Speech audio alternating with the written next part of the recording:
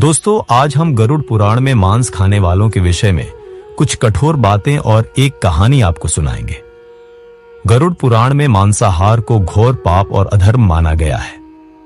जो व्यक्ति स्वयं मांस खाता है या दूसरों को खिलाता है, वह भारी पाप का भागी होता है और निश्चित रूप से नरक को प्राप्त होता है। गरुड़ पुराण के अनुसार जो व्यक्ति स्वयं ना भी मारे, लेकिन जो मारने की अनुमति दे, खरीदें, पकाएं, परोसें या खाएं, सभी समान रूप से पाप के भागीदार होते हैं। मांस खाने वालों को मृत्यु के बाद महाज्वाल, कृमि भोज जैसे घोर नरकों में भेजा जाता है, जहां उन्हें उबलते तेल में डाला जाता है, लोहे के कांटों से छेदा जाता है और भयंकर पीड़ा दी जाती है। कई जन्मों तक वे पशु योनि में जन्म लेते हैं, कभी बकरा, कभी मुर्गा, कभी सुअर आदि। मांस शब्द की व्याख्या गरुड़ पुराण में इस प्रकार की गई है। मां अर्थात मैं, खाने वाला। एस अर्थात वह जिसे खाया गया। इसका अर्थ है आज मैं इसे खा रहा हूं, कल यह मुझे खाएगा। यानी मांस भक्षण का चक्र जन्म जन्मांतर तक चलता रहता है। गरुड़ पुराण में यह भी कहा गया है कि जो व्यक्ति मोक्ष की कामना करता है, उसे हिंसा, मांस, मद्य, व्यभिचार जैसे तमोगुणी कर्मों से दूर रहना चाहिए। मांस खाना आत्मा को अधोगति की ओर ले जाता है और मोक्ष प्राप्ति के मार्ग को रोकता है। तो आइए हम आपको इससे जुड़ी एक कहानी सुनाते हैं। इस कहानी का नाम है थाली में मांस पर आत्मा पर पाप, सेठ हरिदत्त की कथा। बहुत समय पहले व्यासपुर नाम का एक सुंदर नगर था। वहां रहता था एक धनी सेठ हरिदत्त। लोग उसे धर्मात्मा सेठ जी कहते थे, क्योंकि वह मंदिर बनवाता था, गरीबों को दान देता था और हर पर्व पर भंडारे करवाता था।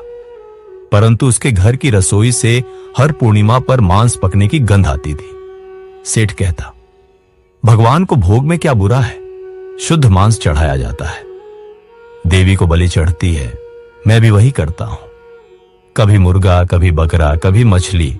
उसके भोजनों की थाली में निर्दोष प्राणियों का रक्त होता। एक दिन नगर में एक तेजस्वी संत आए, महासिद्ध व्रजनाथ जी। लोगों ने कहा, संत जी, सबसे पहले सेठ हरिदत्त के यहां चलिए, बड़े धार्मिक हैं। व्रजनाथ सेठ के घर पहुंचे।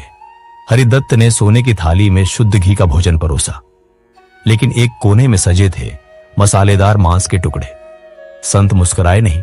उन्होंने थाली को एक ओर सरकाया और बोले, क्या यह वही जीव हैं जो कल तक सांस ले रहे थे? तूने इन्हें मारकर भोग बनाया? तेरे दान की गंध इस रक्त की बदबू में डूब गई। सेठ ने हंसते हुए कहा, महाराज, मैं केवल परंपरा निभा रहा हूं और मैं खुद नहीं मारता, मेरे नौकर मारते हैं। संत गंभीर हो गए। उन्होंने आंखें मूंदी, फिर बोले, तू नहीं मारे, पर तेरी इच्छा से मारा गया। तू नहीं चबा रहा, पर तेरे आदेश से यह रक्त थाली में आया। याद रख, गरुड़ पुराण कहता है, भोग तू करता है, पाप जीव भुगतता है। यह संभव नहीं, तू भी भुगतेगा और भयानक रूप से भुगतेगा। सेठ को बात थोड़ी चुभी, लेकिन उसने उसे एक संत का डराने वाला प्रवचन समझकर नजरअंदाज कर दिया। कुछ ही समय बाद एक रात सेठ हरिदत्त की अचानक मृत्यु हो गई। उसकी आंखें खुली रह गईं और चेहरा डर से पीला पड़ गया। परिवार रो रहा था, पर आत्मा को तो कुछ और ही दिख रहा था। अचानक 4 काले और भयानक यमदूत प्रकट हुए। उनके हाथों में लोहे की जंजीरें थीं और आंखें अंगारों की तरह जल रही थीं। सेठ चीखा, मैंने मंदिर बनवाए, दान दिया, मुझे ले जाने की हिम्मत कैसे हुई? यमदूतों ने ठंडी हंसी हंसी और बोले, तेरा दान तेरे मांस के टुकड़ों से धुल गया। चल, चित्रगुप्त तेरा इंतजार कर रहे हैं। वे उसे घसीटते हुए यमलोक ले गए। वहां सिंहासन पर यमराज विराजमान थे और चित्रगुप्त कर्मों का लेखा जोखा पढ़ रहे थे। सेठ हरिदत्त, 319 मुर्गे, 4 हिरण और 1 घोड़ा तेरे भोजनों में मारे गए। तूने किसी की पीड़ा नहीं देखी, अब वही पीड़ा तेरा भविष्य बनेगी। उसे पहले कृमि भोज नरक में भेजा गया। वहां वह कीड़ों का भोजन बना, उसकी खाल को कीड़ों ने चबाया।